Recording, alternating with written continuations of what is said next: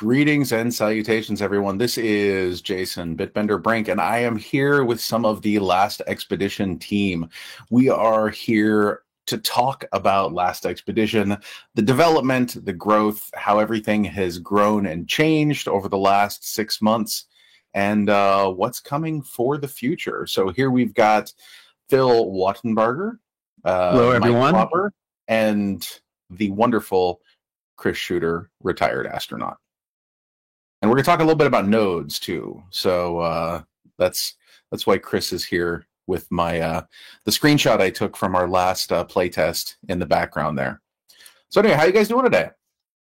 Great. Yeah, It's great. the team is running hot. We are building our final end of year build, and it's an exciting time. A lot of stuff is coming together, so it's a great week. Awesome. Lots of play testing.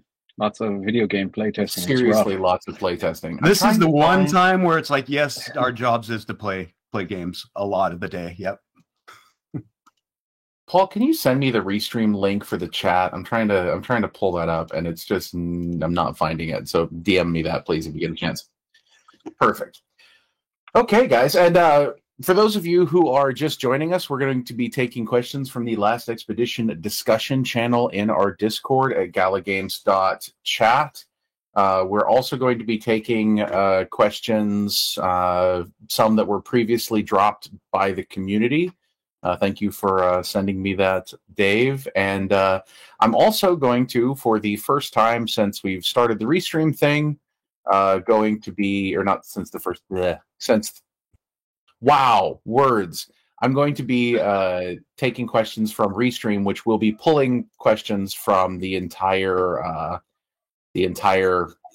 all of the different channels. So we'll be getting the YouTube questions and the Twitch questions and all of that.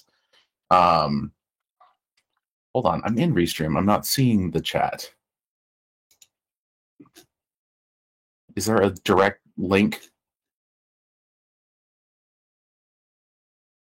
Seriously, I'm not seeing chat. That's so weird. Anyway, okay. Anyway, yeah, we'll get that sorted out. But in the meantime, how are you guys doing in Discord? Everyone doing okay today? I hope so. There we go. Thank you. Yeah, my interface totally doesn't look like that. That's really, really weird. Sorry, guys. Just getting things moved around. Okay, cool. Amarak says everybody is great. We'll go ahead and take a couple questions. Deb has a question. Can they turn Ravagers on and off once they get posted? Yeah, Like, that's would the you put- idea. That's Yes. the idea. I think we have a lot to talk about nodes. Oh, though, first let me start with Let's talk. Let's talk. Well, we did our first AMA last time, and we heard some feedback afterwards, and it was total legit. And part of it was like, wait, what? Y'all did an AMA and you didn't even talk about the sale you were about to do? And so That's true. That's true. We have a couple fault, things. by the way. Let's just not bury the lead this time. So let's start off. My fault. We My have fault. we have a lot of information we want to clear up from the sale we just did, and Sure. we have some exciting things coming up. So I'll throw that out there so people can also ask questions about that. We are going to stream a playtest on Monday with Bitbender and Benefactor. And that's going to be the build that I talked about that we're working on finishing this week. And you can watch everybody shoot each other in the face next Monday. And then next Tuesday, we're going to do another sale. So we're going to talk about that as well. So not bearing the lead this time. Let me stress that.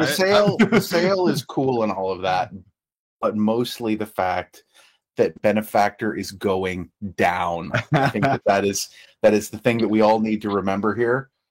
I was just going to say, I am really impressed by both Bitbender and Benefactor's FPS skills, right? You guys We've have played gotten some better. shooter games. We've gotten better, man. I have And gotten better. You've gotten much better, and you guys play to win. That is very apparent. And we have seen this several times in our playtests, and this live stream is going to be a lot of fun. I think we're going to see some great competition. and you will definitely want to check it out because, like I said, these guys no holds barred right from the get go. They are going for it.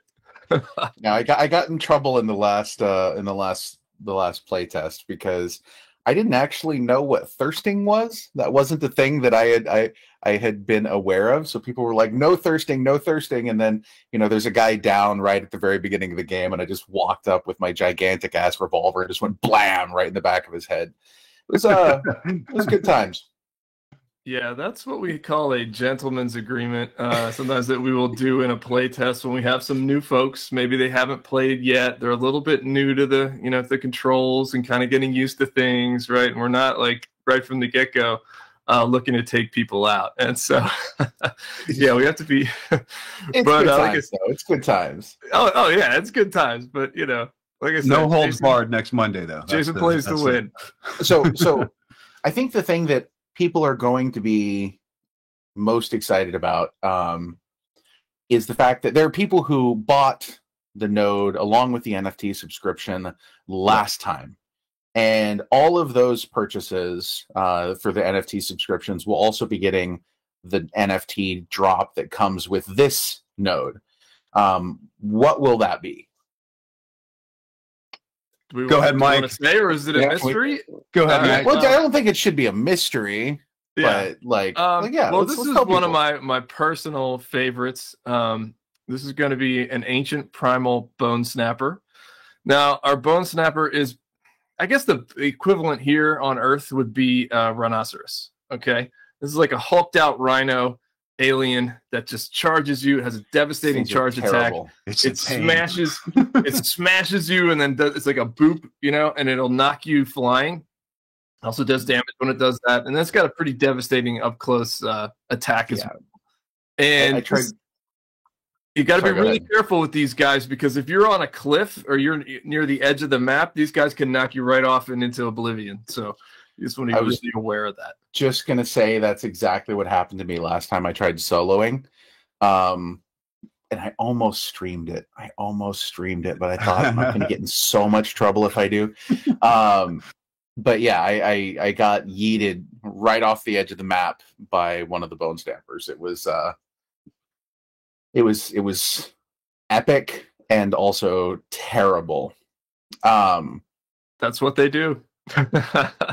So let's for starters, you guys, if you have any questions, go ahead and drop them in the chat. We've got Tofu watching on YouTube, Clifton on YouTube, and Quamfi. Very nice to see you guys.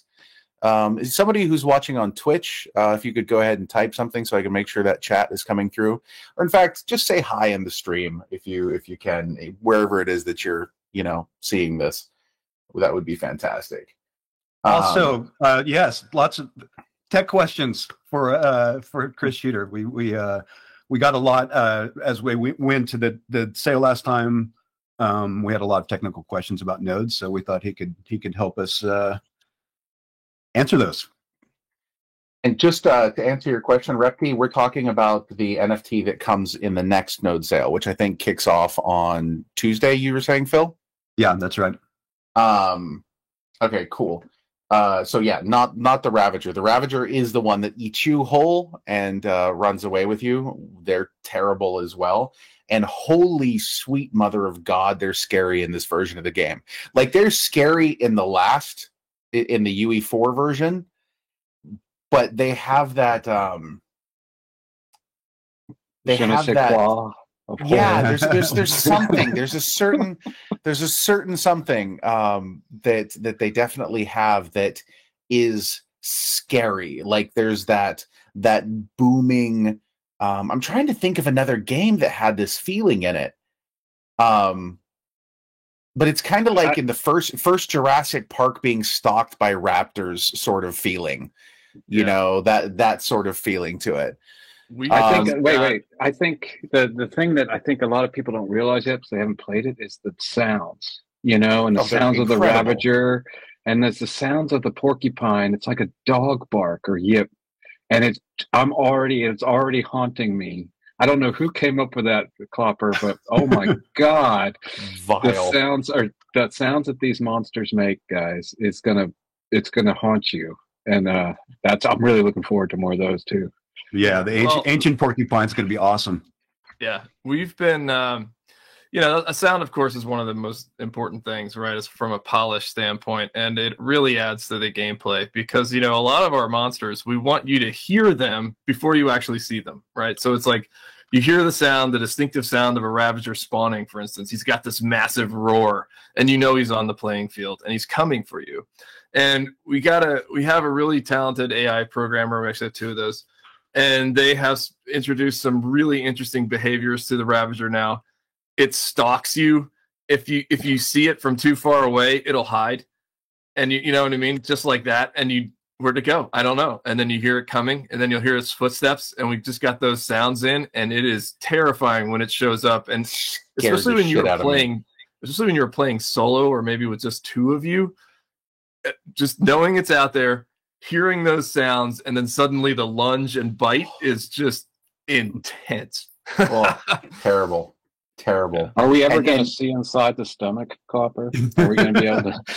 Be careful what you ask for. Right. We've gone back and forth about that. It's like how we're not really a gross out horror game. We're not at that point, right? We've talked about that. We've thought, okay, it's very much like? scary horror, though. I mean, yeah, I would love to play on a map that's set at nighttime. Oh yeah. Well, it's interesting that you said that. Okay. Because continue. Well, we have also had these same thoughts, and I don't want to commit to anything just yet. And this is further in the future. We've got to really nail, obviously, the daytime gameplay first. But yeah, we've always talked about having like different settings or a day-night cycle or those types of things, right? We've also talked about weather and other atmospheric events. And so, yeah, there's a lot of really interesting wrinkles we can add to our gameplay with just turning out the lights, right? And so if you think things are terrifying now and you can see everywhere, just wait till it's dark and you can't. And that's a whole other level of excitement and scariness. Yeah, I can't even imagine. William Woes would like to know if we can get some adult diapers, maybe some branded adult diapers for the first Ravager encounter. It is that kind. It's like that level of jump scare that, like, yeah, it's terrifying. I want to say, man, I wish this chat would scroll. This is the most ridiculous thing, the restream chat. Just want to say hi to 8-Bit Tendies coming in from YouTube. Sean McLean would like a dynamic time of day. That'd be cool. I mean, it's actually like there is kind of the. Can I talk about things? If I can't talk about things, just tell me to shut up, Phil. Like there is a moment when you first get the core where there's like an environment change. Right? Like a thing happens. Maybe I'm not supposed to say this. I don't know. Anyway, ignore me. Our ambition is to have dynamic things going on. Scotty Mac, howdy. I saw you again. Dynamic time of day, I don't think we're committing to, but certainly having variations and having what Jason was talking about as a dynamic event during the session that dramatically changes the way the map looks. And we have some of that in now, and we want to keep pushing on that stuff and making it look even better. Because it's all part of the experience, right? I mean, it looks amazing, but it's also like the feeling of, oh shit. We're in trouble now. This just got ratcheted up. I absolutely, like, you guys, this game is fucking incredible. Like, it scares the shit out of me. Okay, let's hit some actual questions here. Oh, can I answer a question that I've seen so much that let me just of course start with the hard one, and of course, man. Chris, maybe you can help me answer this one, Scott. Sorry, Chris, from your perspective, when can I run my node? Is the question. That's the question I think that a lot of people have been asking, and we are trying something different with Last Expedition. We are super early. I think we've been super clear about that, but we do want to try to get stuff into people's hands as soon as possible next year.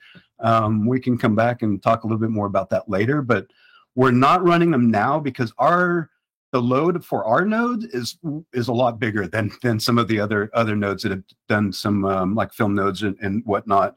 I mean, we're running an Unreal server on our nodes. So the general idea is that as we get further along, we want the node owners to help us with testing, and we will ask you to like turn on your node, and we're going to do a test this weekend and run a 3-day test this, and so our general plan is to have it more event driven, that when we will ask you to turn it on when we need help and we want to boost it. And eventually we can get to a place where they're always on and we're always running because we've made that much progress in development. But that's the short answer to when is not yet. Hang on to them. We're totally going to need everybody's help in the new year. And yeah, Chris, do you have any comments to add about version 3 and that kind of stuff? Like the ever-present WEN question. Well, let me back up a little. First, though, I've worked with Clopper, my last company. So, and he did. We both worked on this from the game perspective. So, it's sort of like getting your baby back. So when you get your baby back, there's certain things you want to give it a new outfit. You want to clean up the dirty diapers. You want to do stuff to really do it like you want it. And so when I came to Gala, this was my heart. Being able to run these things on people's computers is one of the reasons I came here. And I want to make sure we get it right. So I'm not going to give you any day or number on when, but in order to do this right, I'm going to need help from y'all, because what we're doing is basically distributed, dedicated servers, computers. And one of the biggest problems we had at the last company is we weren't going to be able to afford to host these games, because it takes it's 16 people playing on a game, and the resources it takes to run these, it's at least a core or two and a couple gigabytes. Now, you run those on Amazon, you need to run hundreds of them, and you were getting into the hundreds of thousands of dollars, So this goes back into the whole reason why Gala and Web3 exists. Not only do we not have to pay Amazon those hundreds of thousands of dollars, that goes back to y'all, the node owners, in a play of like a circular economy. And so we have them running on nodes today. The thing that's going to hold us up is getting that software nice and stable. And we don't want to deliver something to your computer that just is constantly recycling itself. Because right now, if a server dies on a node, it just restarts itself, which is great, as long as it's not restarting itself every hour, So it's taking a few gigabytes of memory, a few cores. So resource-wise, I'm pretty confident we're going to pull this off. Now it's a software problem. It's getting the server stable. It's getting it working with all the releases. We have a new node container / image every day that we run on and we run against. And so we're going to have to squash a bunch of bugs before we give it to you. But feel free to jump in, node owners. That's the channel I frequent, and say, I want to be part of this. If you're hardy enough to handle a few, working through the issues, and we want to see you. We want to pull you into the fold, because we need to test this on a large amount of computers. So that's my long-winded when answer. So I think the proper answer is Thune. So just everyone Thune. The good news is we already have it running. Now it's making it work like we want it to. I like that. Okay, so let's hit up a couple questions, and this is a somewhat technical question for you, Chris. This is from Gala Girl on YouTube. How user friendly are the servers going to be to run? Will I need a computer science degree? So I've gotten a little bit of this feedback since we've launched version 3, and I apologize. It's not one click. There's at least 2 or 3 clicks, and we do require Docker right now because that's where the containers live. If you've got version 3, and if you're on Linux, that's going to be your easiest non-computer science degree platform. The way it handles the images for the server is it just automatically downloads them. So there's no extra computer science needed that you already need for regular nodes. There's one big caveat, and it's one we're trying to make easier, and that's an issue called port forwarding. It's something you have to do with Steam. For some other game, in the old days when you hosted a Minecraft server and you're running it from home, you had to open up a port so people could be able to see your server. So this will be the hardest aspect. If you're on a VPS though, that's what they're built for. They're built for people communicating with your VPS, so it should be a little easier. When you're on your home machine, it depends a lot on your internet provider. Phil is Google Fiber, and we were able to get him going. I'm AT&T, and I can port forward, but who knows? Some people like Comcast make it really hard because they don't want you doing this, where other home providers have no problem with it. So that's going to be the hardest part. I'm very aware that I don't want them to have a computer science degree to run this stuff. Hopefully it's just a button click and it works. Or 2 button clicks. How about that? 2 button clicks. I mean, I guess good metric. 2 button clicks is okay. Well, don't hold me to that, guys. Knapsacker asks, will my nodes solve my social problems? Am I cooler because of my node? Yes. Absolutely cooler. There's definitely a buff to coolness that comes with the node. Plus 10. Yeah, clearly. Plus 10. Oh, yeah. We go out to the clubs and like, I own a node. Yeah. Liam, what's his name? Liam Gallagher? Yeah, he loves us in the nodes. So 2 button clicky, yes. Poop from our Discord would like that in English, and 2 button clicky, we're good, man. Got it. Okay, let's hit some questions that came in from the previously, and these were scraped randomly. I'll just deal with Happy Valley Beacon, which, by the way, I would like to just kind of promote Happy Valley Beacon. There is Happy Valley Beacon owns a little gaming cafe that I went to visit last time I was in New York. I believe it's in the city of Beacon, or it's in the city of Happy Valley. It's in one of those things. And he's got a whole bunch of old arcade machines and decent pizza and snacks. So check it out. He asks, is there an anticipated month for the next sale of LE nodes? And that would be yes, this month. But the cool thing about that is that everybody who bought the previous node subscription is also going to be getting the NFT that comes with this. And one of the things that's kind of interesting is you will see when the NFTs for this one, the Bone Crushers, Bone Snapper, yeah, Bone Snappers, Snapper, Ancient Primal Bone Snapper. When the Ancient Primal Bone Snapper gets minted, you're going to see last time there was 2,000 that were minted. Okay, and a whole bunch of those are getting burnt, or they've already been burnt. I'm not sure which.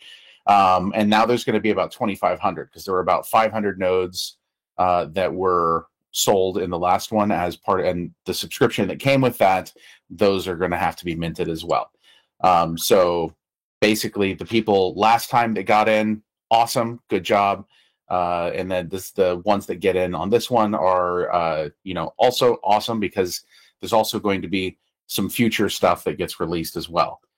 So it's going to be pretty cool to see as this goes forward. And there's a chunk of the Ancient Primal Ravagers from the last drop that are going to be dropped to the Founders nodes, the normal NFT distribution here before too terribly long. So by the end of the week, I think you will probably be seeing those. Anonymous would like to know about controller compatibility because they're not a fan of keyboard and mouse. Is that going to be a thing? Yeah, absolutely. There's a big part of the team that plays with controllers as well. We have not made that a priority. You already play with controllers, or no? I was just going to caveat that. Not yet. First, typically how we're working is first we nail it on mouse and keyboard, and that's all we've had time to focus on. We have a control scheme for the controller. We just have not had a chance to really implement that and foolproof it yet. You can do it. You can play that way. It's just not fully supported, unfortunately. So mouse and keyboard first, then we're going to get to controller sometime early next year. But it's definitely going to be a thing. Oh, yeah, absolutely. Okay. So super confirmed that there will definitely be controller support. Oh yeah, I mean, we love them. You know, here's my Elite controller. I mean, I've probably got 5 or 6 different kinds. So like, I just Razer and Microsoft controllers, and just because it's fun to test them out and see if any of them are better than others and all that good stuff. So we love them. We're gonna have them. Don't worry about that. I, on the other hand, managed to connect a keyboard and mouse to I believe it wasn't on PlayStation. Whatever Halo was first released on. Yeah, the original Xbox. The original Xbox. I managed to connect a keyboard and mouse to that so that I could play with my friend who used a controller. Nice. Yeah, I can't do controllers. My fingers just don't. It doesn't work. Even with the Duke, remember the big? That's what I was thinking. Remember the big Xbox controller? They called it giant. The Duke, and it's like I actually really liked that controller. It was. I mean, I'm just not coordinated enough with my thumbs. Maybe I'm too unevolved. You know, the opposable thumb thing still new for me. I don't know. Isn't it like a fact though? If you're on a keyboard, you're going to kick someone's ass that's on a gamepad, or is it, or if you're a really good gamepad person, they can beat someone on a keyboard? I mean, that's a great question. Right. So what's been interesting is that was very true. But what we've seen is like there's, with a lot of modern games now, right, with a lot of the cross compatibility, right, the cross-platform compatibility, that's no longer the case. And so folks with the mouse and keyboard will get a run from their money with folks on the controller. And so, yeah, we're going to level that playing field as well, right? So, yeah, in the old days, it used to be mouse and keyboard all the way. It was totally superior. That's not the case anymore. There's some things you can design and engineer into the game to level that playing field, and obviously that's what we want to do. You're going to nerf the keyboard, aren't you, Klopper? Spacebar's going to move. Don't do it. Slow. Don't do it. Don't you dare. Don't you miss my keyboard. That's the design's job, is to nerf all exploits. Yes. Yeah, it's sometimes it's hard, but it's got to be done. So I'm gonna hit 2 questions here. One from Average Joe and one from C-Fresh. I'm just going to knock them out both at the same time. The question from Average Joe is, will this be a P2E game also? And then C-Fresh asks, will Gala be the coin that's earned playing Last Expedition? Again, our number one focus is always awesome game. Okay? Awesome game first, potential for some sort of earning or, being able to potentially, get something out of a game second. That said, there is absolutely the intent to integrate some form of P2E within this, and Gala would be the coin that is used. Our policy moving forward right now is to integrate Gala into absolutely everything. And in the event that a game grows to the point where it requires its own economy that is, different, or for some reason, there needs to be some increased amount of emission or a, secondary currency or something like that, then there's the potential that there may be another coin in the future. But Gala is the coin, full stop for basically everything going forward. Eugene JSF would like to know, when is the game launching? Great Wait, you question. didn't answer the PPE question. Hold on, I can answer both. Oh, I did. I said yeah. I said yes. Oh, okay. My answer would probably be a little bit more. We're figuring it out. I mean, we're not. Klopper and I talk about this all the time, and really, we're just focused on the next goal, which is getting a really fun, playable build and having this node network, servers run by the community. Awesome. Let's make the game amazingly fun to play for all players, and let's make the node network great and make this a really super healthy ecosystem, because that's how everybody wins. And Phil, we're going to make the node network great again. It's going to be the great. No Trump. Yeah. No Trump. Yeah. What we want to do really, right, is we want to create as many attach points for as many people as possible, right? And that spans across all of gaming, right? So yeah. We will succeed when we have that large appeal, right? And so, that means some things that's going to guide us moving forward. naturally, though, our foundation starts here. And that's why we're doing these things. We're really excited about, the technology that Chris's group has been working on and getting that established and having that be our foundation and our backbone, right? And then start to build up from there, right? Build the community upwards and outwards, right? So that we're going from just this, we've got the blockchain folks that we've been talking to a lot, which is awesome. We've got a lot of great fans in the Gala community.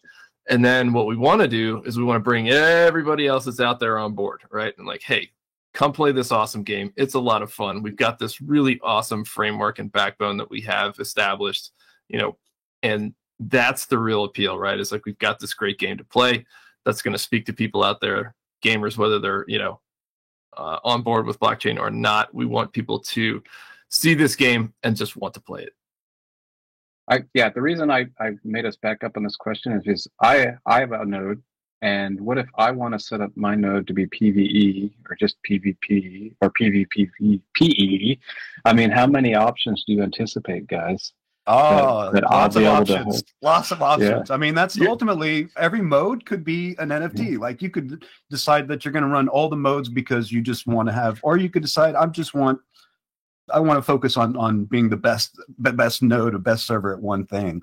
Go ahead, Micah. You were about to say it. Yeah, well, this sort of speaks to the attach points, right? Where it's like, yes, we want to be able to give people lots of options to configure the server that they want to configure and attract the people that they want to play with, and right. and so it goes both ways, right? So it's like, we have this wide net that we can cast for potential gamers, right? So they can come in, they can see all the options that are available to them within the ecosystem and stay within that ecosystem, right? Because there's lots of fun, cool things for them to try. And we want to be able to just, like I said, maximize those options. It's not going to happen from day one. Realize we've got to build to this over time, but that's the vision, right? Is, to have this large plethora of options, a healthy, large ecosystem that people can, spend their time in. Yeah, I think that goes. Oh, go ahead, Jason. No, I was just going to say that what I really loved about playing this game is that you can see so many different ways that running your own server, that you can do cool stuff with it, like having your own server set up with specific types of opponents and specific settings. I loved that about some of the early FPSs.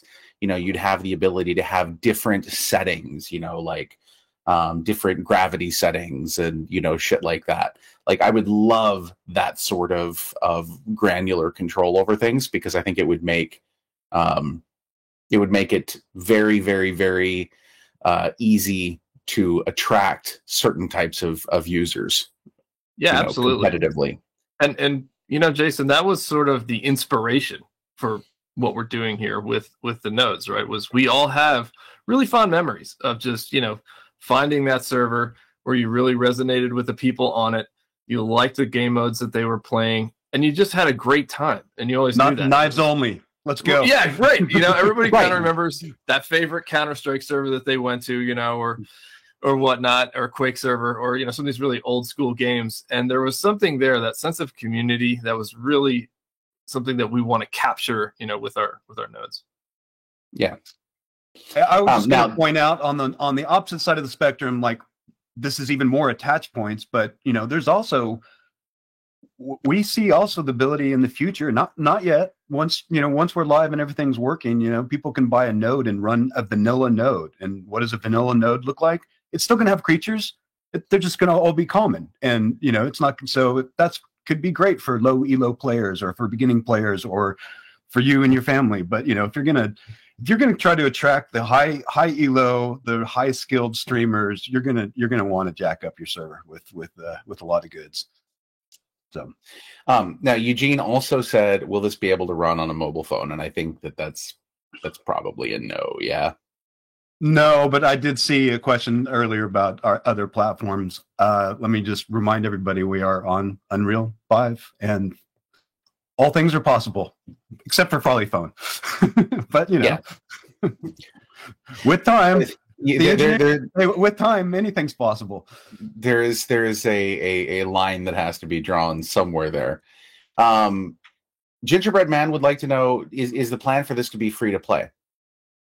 Yeah, absolutely. Yes, absolutely. Like, back to that pay to earn question, it's like, we want to make sure it's fun to play free to play first. And then we want to make sure that we have an ecosystem for folks that are here, that are helping us, make this game, that there's something, there's a way to earn, but we have to strike the balance between as many players as we can possibly get to build a super healthy ecosystem.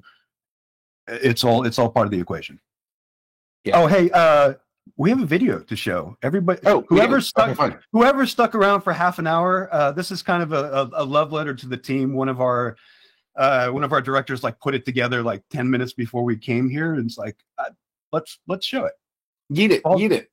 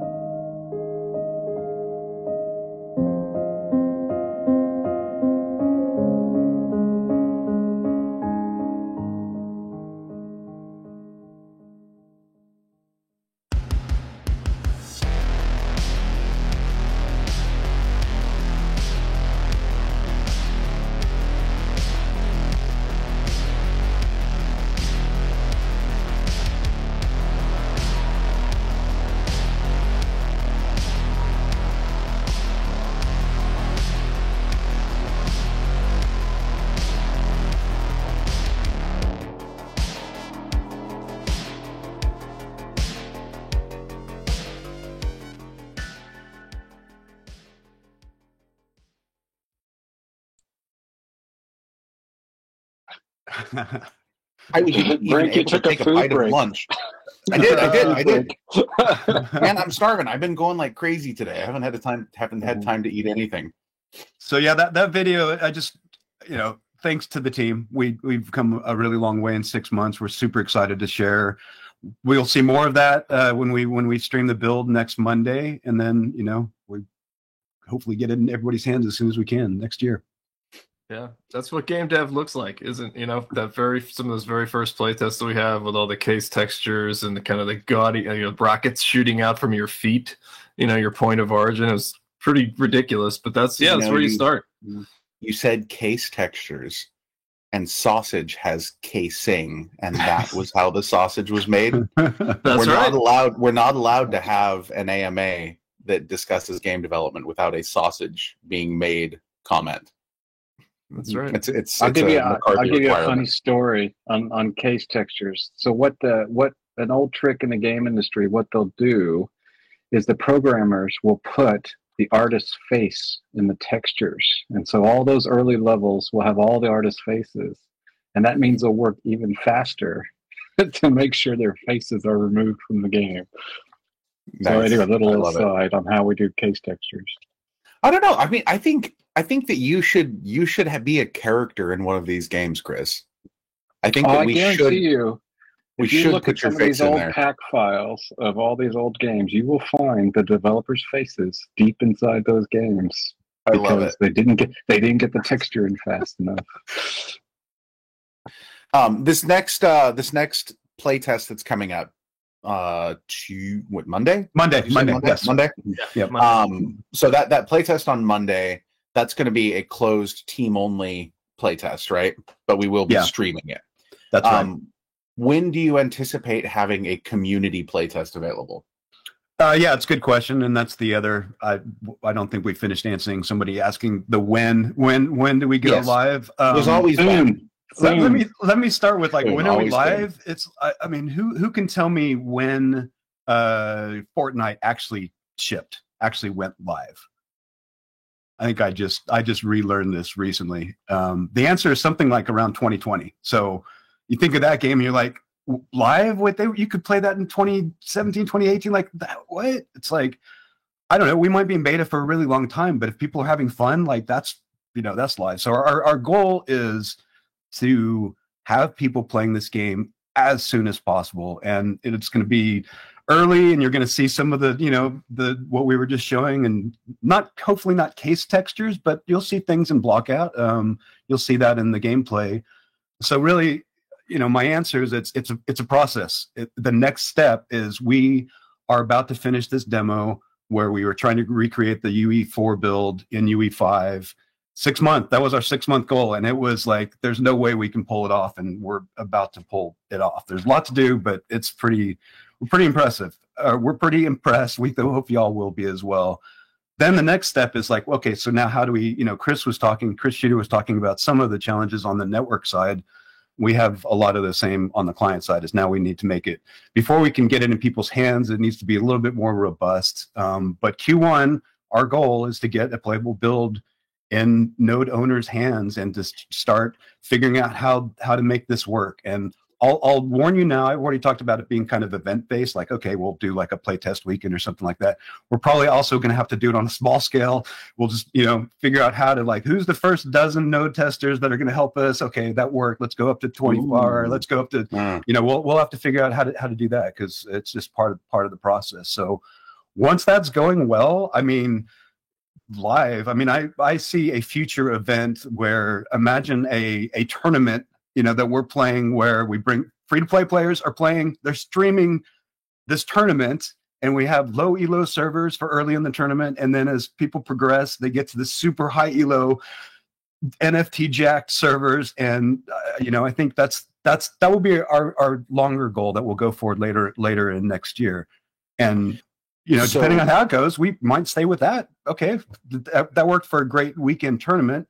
Can we keep that running for a week? And that's kind of the process. So that's how we will answer the question when, is we just do it a step at a time. And we make sure every step the game is feeling great and it's a playable game. And so we're gonna share that with you. We'll share streaming now, and then eventually we'll get to where people can have it in their hands. So I got a question for you, Phil. Yes. We did not discuss this in advance. So again, you can tell me to go pound sand if you want. But I've got some pretty good streamer friends that I think would absolutely go apeshit if we would let them join our test on Monday. Oh, maybe wow. 2 or 3. Hey, we need, right now it's you, Mike Klopper, Benny. Yeah, we need more. We need more players. Okay. So I'm gonna go ahead and I'm gonna reach out to a few people. Let's see if we can't get. Make sure they can handle the heat, because it's good. No! I will. There will be no mercy. There will be no mercy. I will right in the back of the head if I have the opportunity. Sorry. Well, my kid has school on Monday, so he can't destroy everyone. I know, Willie. Yeah, we want to bring Willie. Back because he is really a high FPS IQ for sure. And yeah, we could. The nice thing was, if we had somebody that wasn't really experienced, but we wanted them to do well, we'd pair them with Willie, and then he would, put them in competition, if not win the game with them. He never lost a playtest, guys. Yeah, that's true. I remember. Yeah. All right. Just a little humble brag. No, yeah. I can't play worth a darn. My kid can kick my butt, though. He can kick all our butts. Can't wait to get him back. We ought to do a have him on board soon. One of these playtests, yeah. And I do like the idea of your tournament idea, Phil. Imagine like Bitbender, Benefactor having these absurd servers, these nodes that just had, all the Ravagers, all the things. To be fair, that's going to have to be a Benefactor thing. I can't afford those NFTs. so I bought one node. How's it going to work? It's going to be freaking amazing. 30 H&8 NFTs or 30 H&8 Ravagers. I'm curious myself. How's that going to work, guys? It would be fucking terrifying. It would be. No, we just got the questions. Like, I own all these NFTs. Do I get to see them all on my one node? That'd be awesome. The answer is we do want to build a solution and a design that allows you to stack multiple NFTs on a server, right? And that's something that we are aware of because people, do own multiples, right? So if you have 10 of these things and you want to put 10 on a server, to make a really intense session, we want you to be able to do that, right? Now, there's probably going to be a limit. You probably can't load 30 of the same thing on there. Come on, we've got to have a ceiling. We need like here's the thing. I'm just gonna say, and I'm not wanting to put words in Benefactor's mouth here, but if he has 30 Ancient Ravager NFTs and he can't dump them in one server, we might have to make it. You might have to figure out a way to make that happen. So, well, I mean, because imagine this, right? Imagine if that's like the pinnacle server, right, in this tournament, right, where everybody's basically competing, and we have like Phil was saying, kind of the lower elo servers that are common servers, don't have a lot of NFTs, but people want to get into the action, right? And that's like the first tier, and then we're graduating these things up so that in the final match, they're playing on somebody like Benefactor's server, and it's got like 30 Ancient Ravager NFTs on it. And it's got 30 Ancient Bone Snapper. At that point in time, nobody's going to get the core. This just is a how long can you survive question. Yeah, I mean that's all going to be. I don't know. That's where I'm switching to Team Hunter, and then get the high skill hunters in there and see who can beat it. That's Yeah, I mean, I think this is kind of a fun thing that we can challenge the community with, right? Because I'm always blown away by people's skills, right? Like I think, I mean, that was when you had the UE4 version at Galaverse. That was one of the things is you're like, nobody's going to get this, but then a few teams actually managed to. I think right? that something like that. Teams do it. Yeah. I was there. Teams came back, guys. I was at the first Galaverse, and people came back to get that core. Yeah. And those were the first ones. The UE4, nice little things. I think it's going to be pretty amazing when UE5 goes out, and these guys can say, "Yeah, I did it back when it was UE4." I love that. Okay, let's take a few more questions here. Dorbs84, if I have heaps of common have shit to kill, can I load them all? Or if I want heaps of common. Basically, can I put a Zerg planet? He wants a Zerg planet. But think about it. That's so cool. Think of what that would be like. I think that's more of a technical limitation, Klopper. I mean, we can't necessarily make a planet that has 1 million Ancient Bone Snappers because you just can't render them. But, there's got to be some limits. Yeah, we are working with that. We have a thing, it's Population Manager, it's PopMan. And so it basically has a hard cap about how many monsters can be active and spawned and attacking at one time. Well, you could make each of those monsters a different NFT though, and they, some of them, once this one spawns and is killed, it can't spawn back in on that instance, and you could have people that would play for, completion, for example, try to kill everything in a given area so nothing can respawn. I think that would be an interesting, game type as well. Yeah, we've definitely been, thinking about alternative game types, right? Because, we've got the one that we have. It's awesome. We really enjoy it. But we also, have been in the future, are considering, what other, because like you said, we want multiple attach points, right? What does potentially PvE look like on its own? What does, PvE look like in another game mode form, right? And I think those are all things that we're going to explore a bit more next year, right? We really want to nail this first game mode out of the gate. It's the one that we're committed to, but we've always got these other, always thinking about like, oh yeah, like this could be really cool, and we've got some really great ideas. So I'm excited for for next year. I think it's going to be super, super cool. Okay, let's go ahead and take a couple more questions here. Let's go ahead and see what people got, and in various chats. People want the Bitbender Invitational. Yeah, I'm down for on-chain gaming, classy crypto, Web3, and stash. I think that would be fun. And yeah. let's see. Hold on, I have to find the. Will there be another round of node sales? Yes, there will be a node sale that starts on Tuesday. Correct? Yeah, the ancient porcupine. Yeah. Wait, the ancient. No. Next Tuesday. Sorry, next Tuesday, the ancient bone snapper. What is this about the ancient porcupine? What?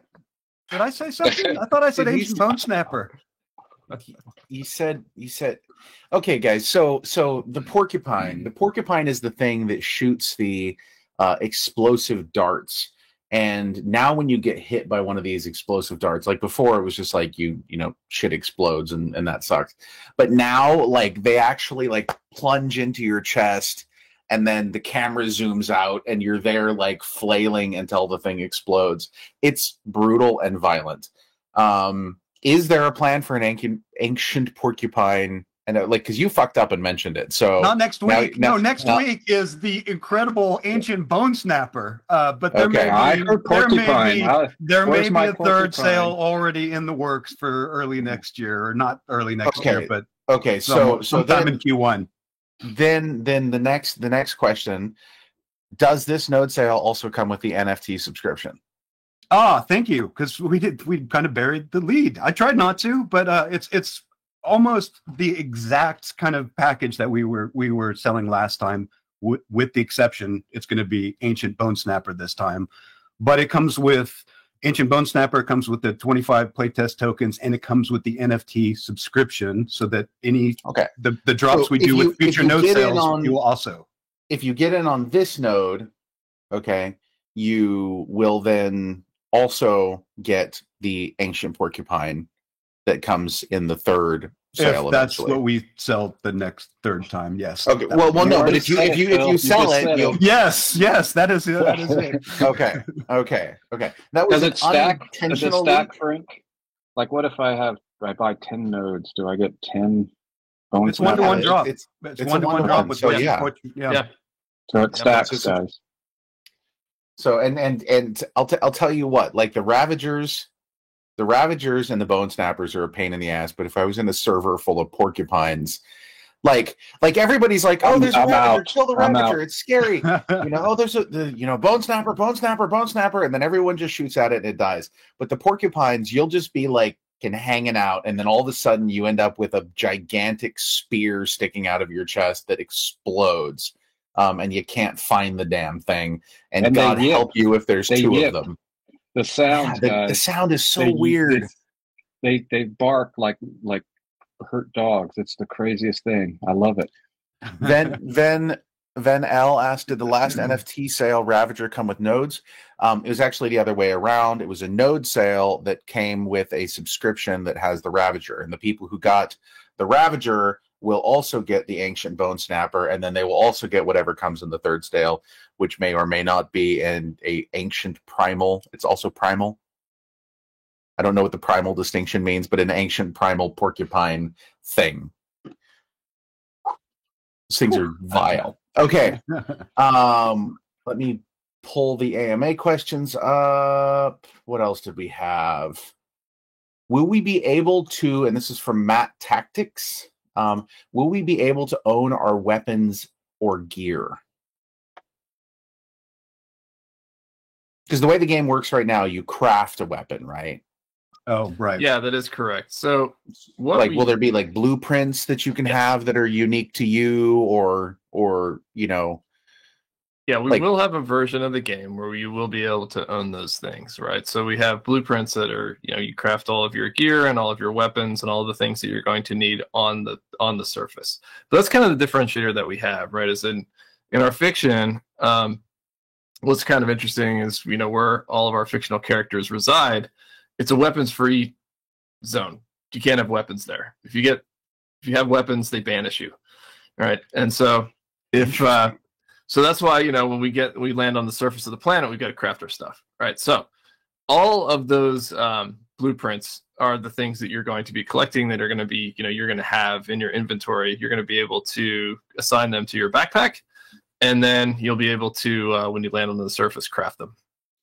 I'll tell you that I was super, super bummed the last playtest instance that I went in there because you guys changed the recipe for the sniper rifle.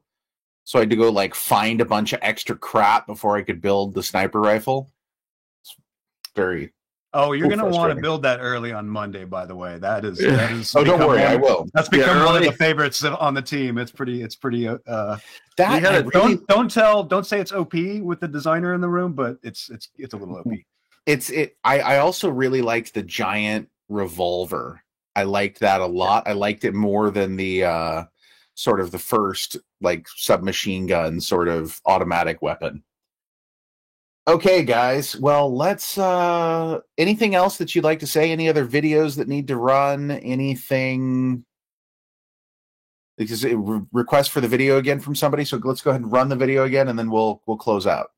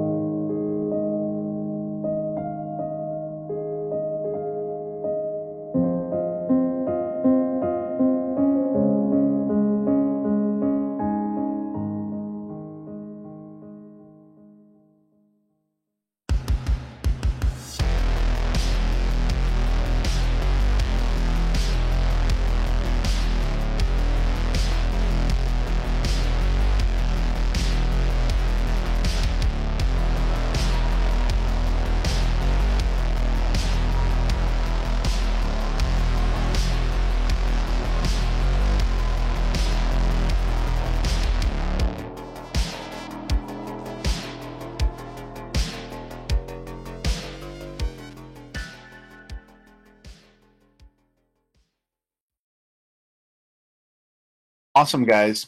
Well, thank you very much for joining us today. We appreciate it. Thank you to Phil, Mike, and Chris for hopping on to talk about all of this. We've got a lot more coming, and pay attention on Monday, because my guess is that with all of our dumbasses in a room blowing each other up, there will probably be inadvertent leaks, that we don't mean to have. Migri just posted a cool little GIF in the Last Expedition discussion channel. That's right. That's what I aim for every time. Anyway, guys, thank you very much. Appreciate it. And we'll see you guys on the flip side. Peace out.